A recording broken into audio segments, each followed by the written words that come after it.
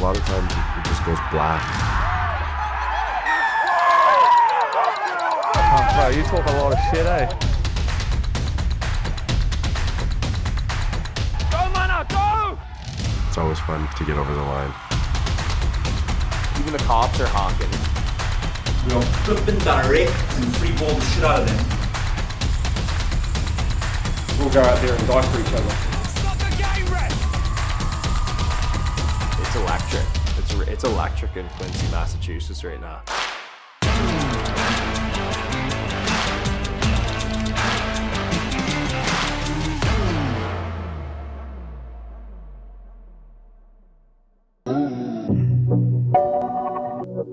Boston sports culture doesn't really accept second place, does it?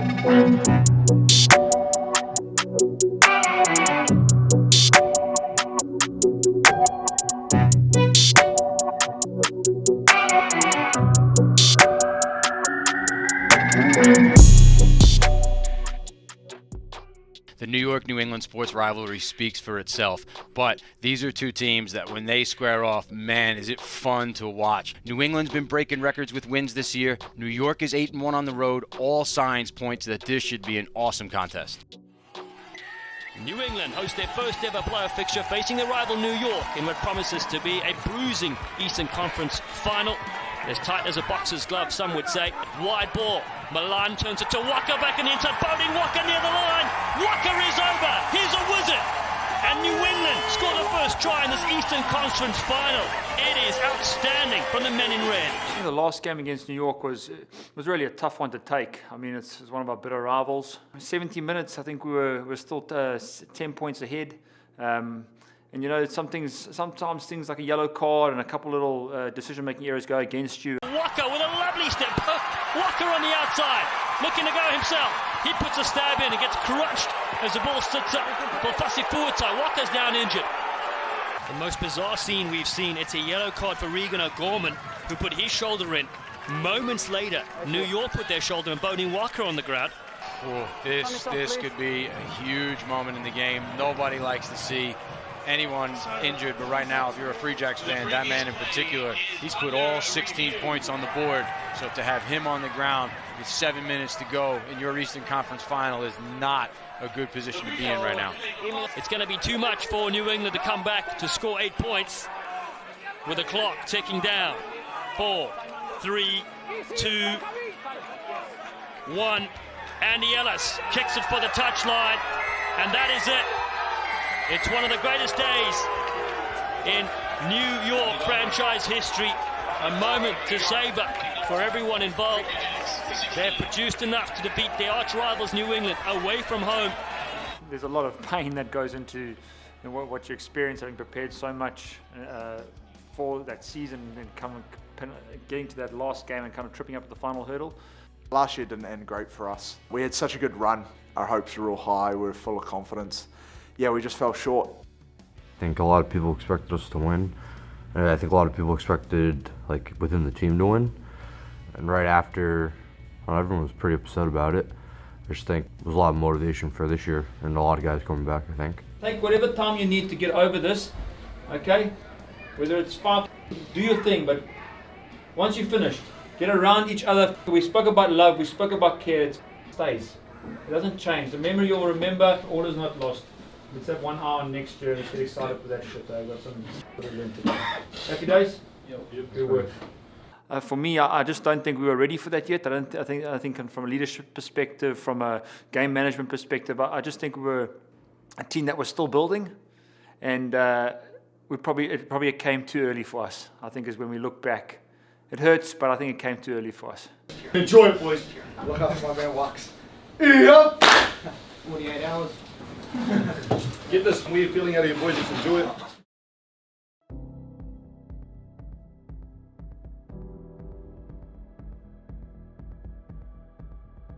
I think you take a lot of learnings from, I suppose, where we tripped up in the end, and I think our mindset was really aligned around having greater depth and being a team that has a bit more variation in our game.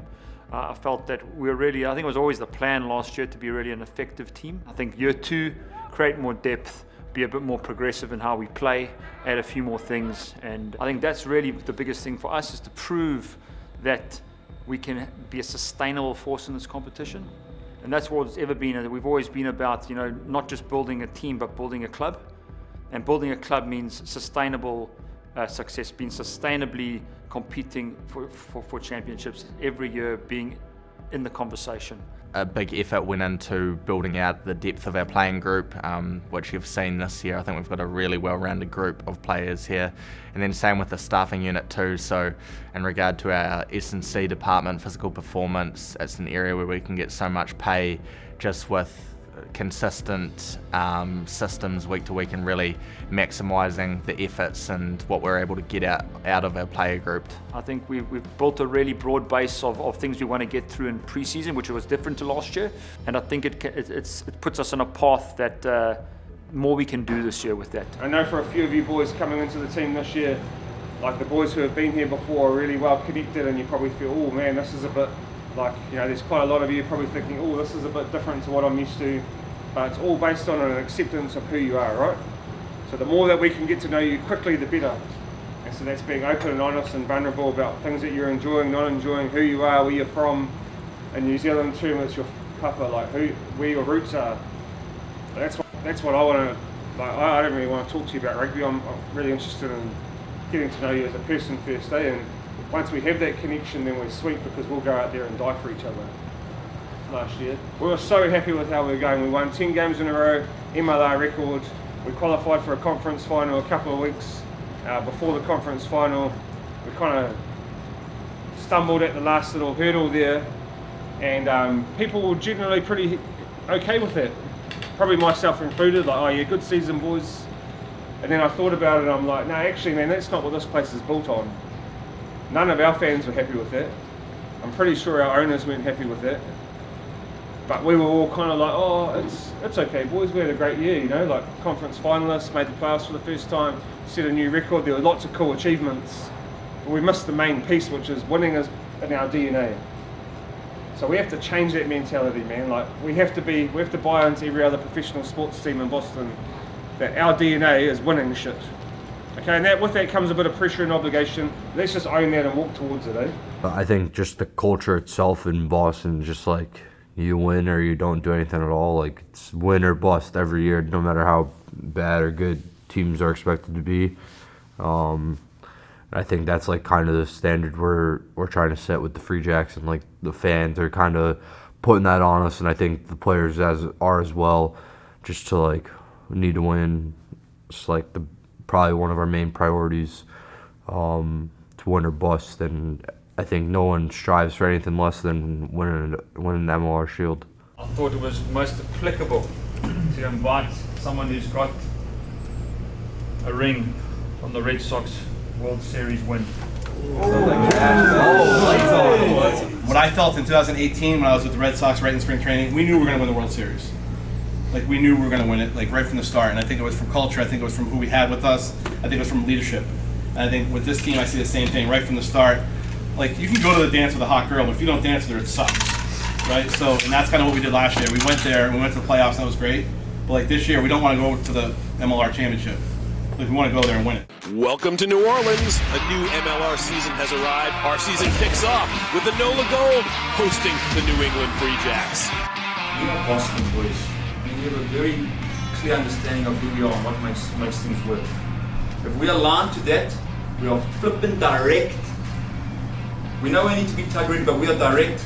We stick to our kicking game because that's, we're going to put pressure, defense, raid, kicking game, stay in that game, be patient with that game, and live off their mistakes and free all the shit out of them.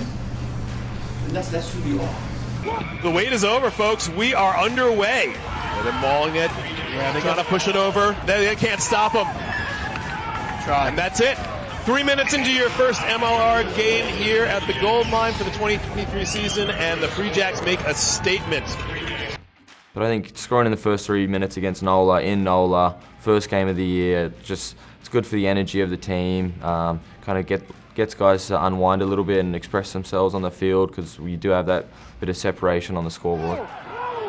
Trying to get that ball free. Poland digs it out. Over it goes. He's got room. He'll take it himself. And another try. New England is rewarded with that final try to go into the half. We went down to NOLA for the first round and were able to get a win. I think that was always good for just the group being able to play their first game together, to get out of our indoor bubble that we have, that we were training in throughout pre-season, to get outside.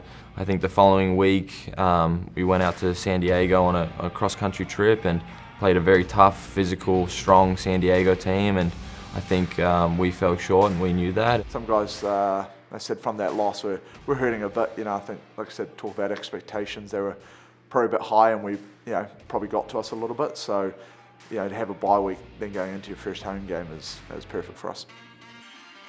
I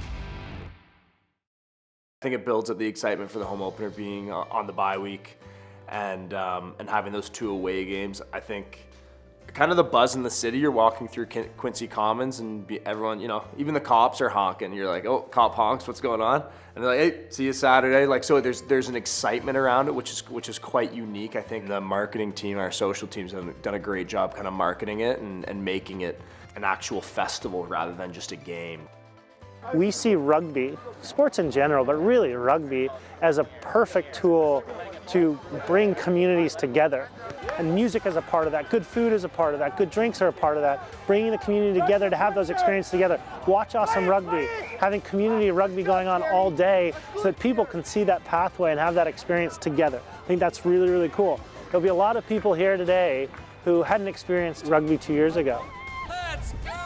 We're just big rugby fans, right? Whether it's Six Nations game, we were watching that in the morning during our mobility and our activation and stuff, versus club rugby in Boston. Like, there's rugby on, we'll watch it. And I think it speaks to the rugby community in general in the area that guys are braving the cold in early March just to play a club rugby game, to put their bodies on the line for the Heritage Cup. So I think that just sort of validates that Massachusetts and Boston and Quincy are big rugby communities, and those are the guys and girls that ultimately come to our games and support, and that's that passionate fan base that we have. So I want to return the favor and get to support them when we can.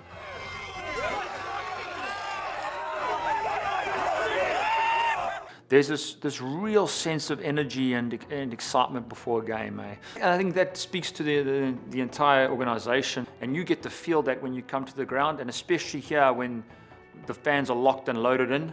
Like, they are as expectant and as excited as the players.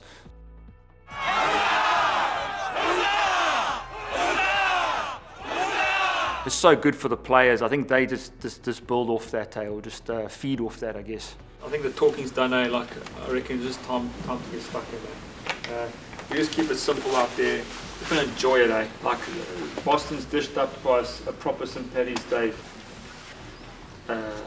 temperature for us. Okay, so enjoy the weather, enjoy it out there. There's going to be a bumper crowd. It's flipping an awesome moment for us. We've got shit wrongs to right this day. Remember the key message: charge the amount. Okay, I'm pretty excited to get there. All right, enjoy it. We talked all week, like probably for 2 weeks, honestly, about the forecast being not the loveliest, with some rain, some snow expected. And so wasn't really sure what to expect, whether people might stay home and wait for a warmer game, or what would be the case. But just like from when we pulled up, walking down the steps into Veterans, there's a huge crowd, even sort of multiple hours before the game. The beer garden was pumping.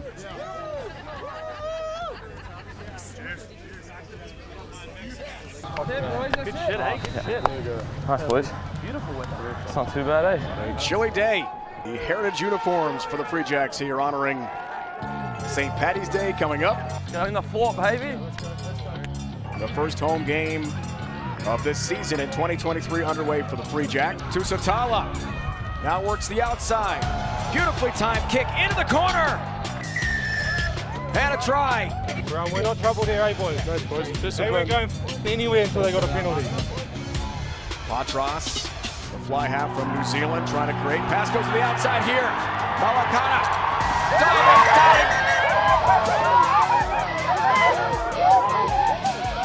The Free Jacks answer. Paula Malekana What a sequence from this Free Jack side. Watch this footwork here from their number 7, Johnson. Look at that footwork to step Olamo to the outside and then put away Malakana. I mean, that was sensational footwork. From the kickoff, this Free Jacks team was determined to get back into this game. Great response, boys. Great response, eh? That's it. Nice, Mana. Wayno, nice. Way to see the space, huh? Nice. The way we scored our tries and the tries themselves were awesome tries and kind of suit our game model off transition and broken play. So it was good to see that. On the flip side, I think our discipline was too poor yesterday. I think we handed DC some easy points. Hey! Bro, you don't need to be running in. We're good. We're good. You, man. We're good, boys. Oh, bro, you talk a lot of shit, eh? Out of the hydration break. Yeah, we're line out. Resume play. We have an injury. Speaking of brutal, that's Josh Larson. That looks like he's in quite a bit of pain on the ground there. Powerful player shaken up. Be a big loss for the Free Jacks if he can't come back here. Really tough to see Josh go down, especially on his 50th cap, and our captain. And you know, I think when he went down, I didn't realise how bad it was initially, and kind of was just looking around to see who would step up. And you know, kind of we have a leadership group, and there's a few of us in there, and I just figured that it might be right for me to take lead into the game yesterday. Who's trying to ref now? Will you chat to the ref? No. You're potty, bro. I'll do it. Oh. Derek. I think it's always a bit tough as a winger, being the captain, trying to get those comms into the ref or getting comms in. But you know, love being able to lead the boys yesterday. Obviously tough for Josh, and hopefully he'll be back soon. Beautifully done to Vanderbank, who's got the speed. To the 5-meter. The offload. Awesome work. Keep it up, bud. Unreal. Yes!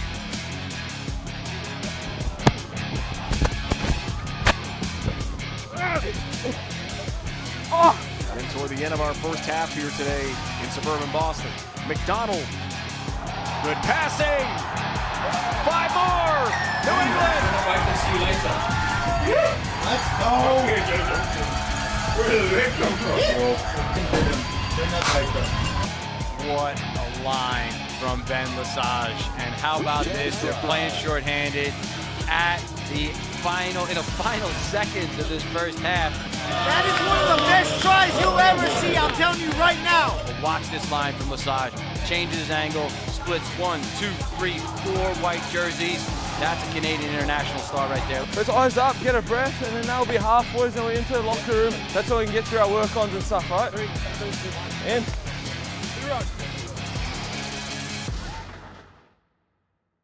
we had just sort of gone up by sort of just over 2 scores, 8 points maybe, right at the end of halftime there, and we came out, we knew the next score was going to be important. We got that next score. We want to be teams that, like, game should be over at that point, really be clinical, put teams away. Charging upfield. Conrodi with speed and a teammate. Poland dots it down for 5. It's a try for the Free Jacks and John Poland. And John Poland doing what he does best, just following hot from the inside. Love seeing number 9s do that. They're always in support. They're always there on the inside. But what a start for this Free Jack side in this second half. But we sort of gave DC the chance to get back in, tie the game, and made it hard for ourselves in that last final quarter there. To finish us off here, 20 minutes left. Let's put in a 20-minute shift that we can all bank our heads on at the end of this and enjoy our Saturday, all right? Here we go. Old Glory DC wants to keep that ball away from the turf. One last pass and not down. Then it's in. The Free Jacks tally and get 5 more. Incredible action that just kept on going. Oh, it's nice, Quincy, nice. Patras, kick blocked. Looking for the corner. The loose change comes right to him and a whistle stops play. New England be kicking themselves right now. Jesse Peretti upgraded to a red card now. That's his second yellow of the game, and as he's been off the field, DC has scored 3 tries. So in a matter of 90 seconds, New England had a penalty right in front of the post, could have closed this game out, kept DC with no points. All of a sudden now DC is going to walk out of here with 2 table points. Oi, Free Jacks, let's go just clap the fans, eh? Let's get a quick clap for the fans, and we can bind up, break it down. Pretty crazy because last year it snowed in the first game too and there was nobody there. So having all those fans there, especially with the weather and everything, was really cool to see. Thanks guys, thank you. Thanks guys, thank you. Thank you, thank you.